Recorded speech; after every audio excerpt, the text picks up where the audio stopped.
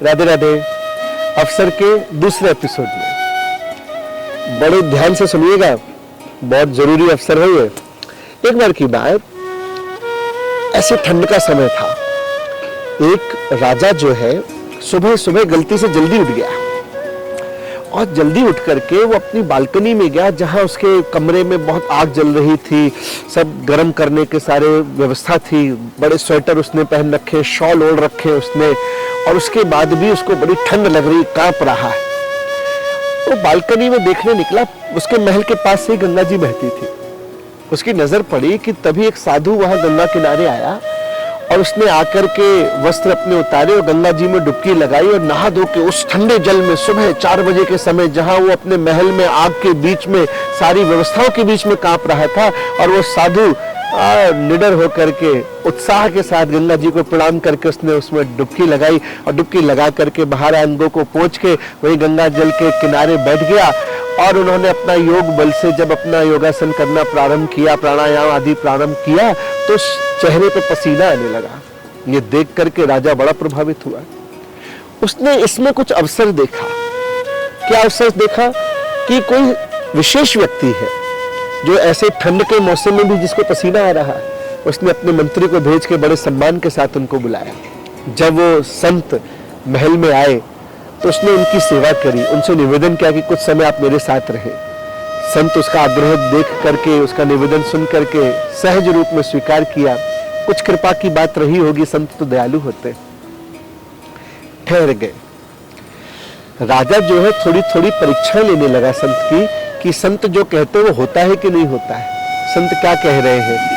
सारी तरह से उसने 6 महीने, 8 महीने, 10 महीने, साल भर उनकी सेवा करके जान लिया कि संत जो कह देते हैं वो बात हो जाती है। एक दिन संत के चरण दबाते दबाते उसने पूछा, भगवान मैं आपसे कुछ पूछना चाहता हूँ। अब देखो अवसर है, पूछने को संत से कुछ भी पूछ सकता था, कुछ भी जान सकता था। उसने पूछा क्या? पूछता है, भगवान मैं कितने साल और जीऊंगा? हम सभी मरना नहीं चाहते, हम सब ने सोच रखा है कि हम भी बहुत सालों साल जीने वाले हैं। संत से पूछा मैं कितने साल और जीऊंगा? संत ने कहा छोड़ रहे मत पूछ, क्या करेगा जान के, जितना जीना जी ले। बोला ना मैं जानना चाहता हूँ कितने समय और जीऊंगा। संत का नहीं मानता तो तू समझ, तू 6 महीने और जिएगा फिर मर जाएगा। 6 महीने कल्पना करो, अगर कहीं आपको या हमें पता चले कि हमारे जीवन के कुछ महीने ही बचे हैं, किस तरह का रिएक्शन होगा। हम इस बात को अवसर के रूप में लेंगे कि अवसाद के रूप में लेंगे, अफसोस के रूप में लेंगे, दुख के रूप में लेंगे। राजा ने धीरज रखा, समझा कि संत कह रहे होगा तो सत्य ही। फिर पुनः उसने पूछा, भगवान मैं मरने के बाद कहाँ का राजा बनूंगा? संत ने कहा ये भी मत पूछ, जो बनना है सो बन जाना। क्यों जानना चाहता? बोले ना मैं जानना चाहता हूँ, भगवान कृपा करे मुझ पर। संत ने कहा तू मरने के बाद सुअर बनेगा, तेरे कर्म इतने खराब है कि तुझे सुअर बनना पड़ेगा। बड़े जोर का धक्का लगा, मैं इतना बड़ा राजा, इतना बड़ा मेरा राज्य, इतना बड़ा मेरा साम्राज्य, इतनी धन दौलत, इतने नौकर चाकर सेवक, और मैं मरने के बाद एक सुअर बनूंगा?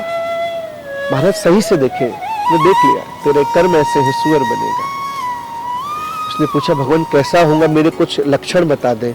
बोले तू काले रंग का सुअर होगा, तेरे गले में एक सफेद रंग का दाग होगा। उसने प्रणाम किया, अपने महल में बड़ा परेशान, बड़ा चिंतित आया और अपने बेटे को बुला के कहता है कि सुन आज से 6 महीने बाद मैं मर जाऊंगा। बोला पिताजी कैसी बात कर रहे? बोले तू टोक मत, सुन मेरी बात, 6 महीने बाद मैं मर जाऊंगा, मरने के बाद मैं सुअर बनूंगा, इसी राज्य में बनूंगा।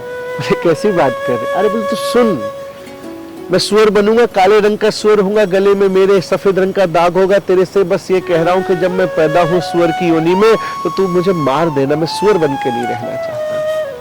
उसको हंसी लगी, उसको मजाक लगा, बात आई गई हो गई। और ठीक 6 महीने के बाद जो संत ने बताया था, उस दिन उस राजा की मृत्यु हो गई। अब राजकुमार को यकीन हुआ कि इसका मतलब जो मेरे पिता कह रहे थे बात सही है। उसने घोषणा करी कि जिस किसी के यहाँ भी इस रंग का और इस निशानी का सूअर पैदा हो तो मुझे बताए। थोड़े दिनों में खबर आ गई कि फलाने गांव में आपके राज्य में एक सूअर पैदा हुआ है जो काले रंग का है, उसके गले पे दाग है।